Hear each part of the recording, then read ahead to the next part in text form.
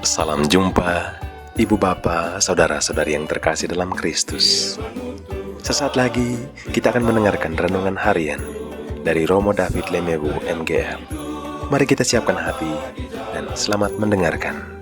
Firman-Mu Tuhan, berita bagi kakiku, sabda yang hidup, terang bagi jalanku.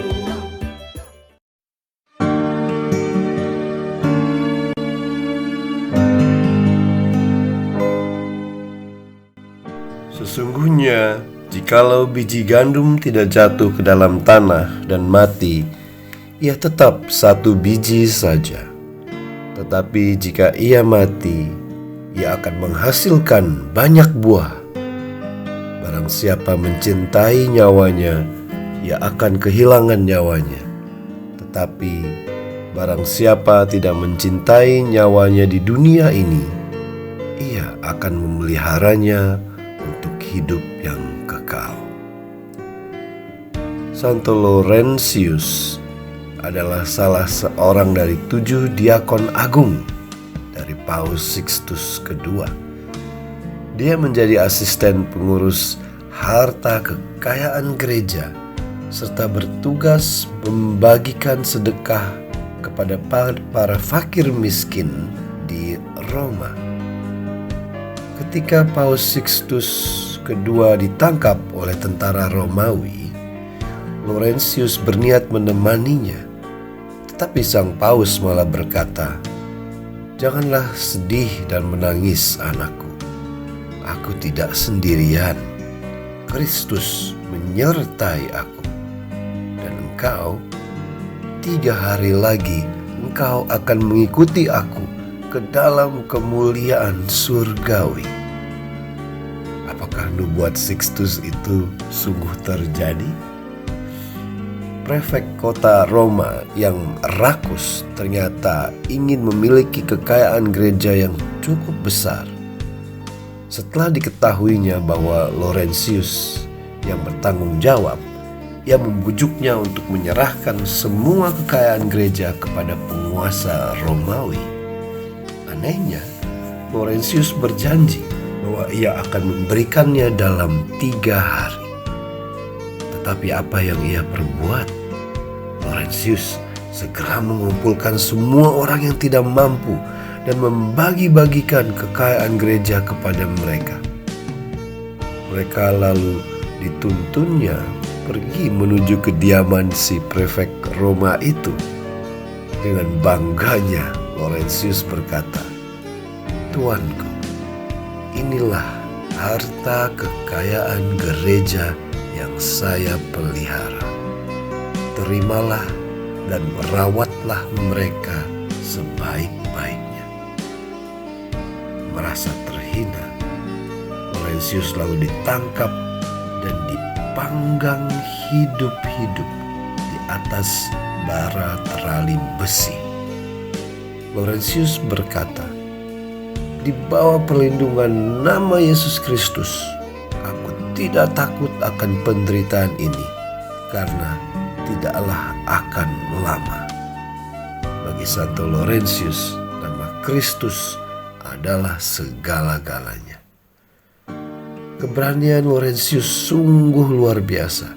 Dia bahkan berkata, "Sebelah bawah sudah hangus, baliklah badanku agar seluruhnya matang dan hangus." Badannya boleh hangus terbakar kekejian sang prefek Roma, tetapi hati Laurentiuslah yang sungguh-sungguh terbakar cinta akan Kristus dan gerejanya. Api cinta Santo Laurentius bagi Kristus dan gereja masih sungguh kita nikmati bahkan sampai di abad ke-21 ini.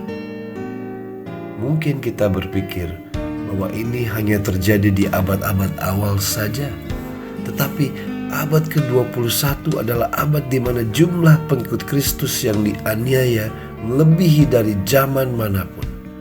Saat ini, menurut penelitian ACN, Aid to the Church in Need, hampir 340 juta orang Kristen di seluruh dunia atau 1 dari setiap 8 tinggal di negara di mana ada bentuk-bentuk penganiayaan yang terjadi. Di antaranya pelanggaran hak asasi manusia, kekerasan, penangkapan sewenang-wenang, dan pembunuhan. ACN adalah organisasi di bawah naungan Paus Fransiskus yang mendokumentasikan pelanggaran kebebasan beragama ini. Dan dalam 2 laporan tahunan, kebebasan beragama di dunia dan dianiaya dan dilupakan. Penelitian ini meneliti kondisi di 196 negara. Menurut laporan ini, di tahun 2018, jumlah orang Kristen yang dibunuh karena iman mereka melebihi 4.000 orang. Dan setidaknya 11 orang Kristen dibunuh setiap hari di 50 negara dengan penganiayaan yang keji. Banyak darah para martir seperti Santo Laurentius yang memberikan hidupnya menjadi saksi Kristus. Janganlah kita sia-siakan iman Kristiani kita yang sudah dibayar mahal oleh darah saksi-saksi Kristus ini. Semoga semangat perjuangan mereka memberikan inspirasi bagi kita semua agar tidak takut pada penderitaan dan kematian. Marilah kita berdoa. Ya Tuhan Yesus, Engkau memanggil Santo Laurentius untuk menjadi martir-Mu yang jaya. Biarlah Roh Kudus yang menguatkan dia juga menguatkan kami, agar apapun perjuangan kami Engkau mampukan untuk bermati raga demi kehidupan gereja-Mu yang selalu membutuhkan saksi-saksi sejati. Demi nama-Mu yang kudus kami berdoa. Amin.